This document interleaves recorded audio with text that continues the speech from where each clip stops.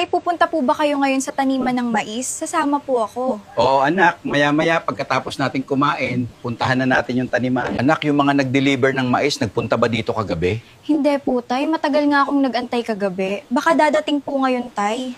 Bakit kaya natagalan yung mga yun bumalik dito? Baka nasiraan lang po yun ang sasakyan, kaya hindi pa nakabalik agad dito, Tay. Ba't naparito ka? Nandito ako para tingnan yung lupain nyo na magiging akin na sa susunod na buwan na. Hindi kami papayag ni tatay.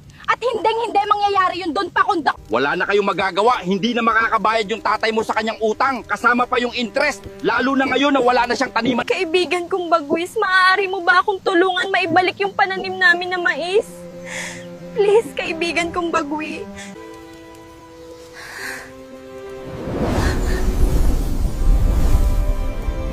Sir, ano po ba naging violation po ng delivery boy ko ng pananim po namin na mais? Overloading po yung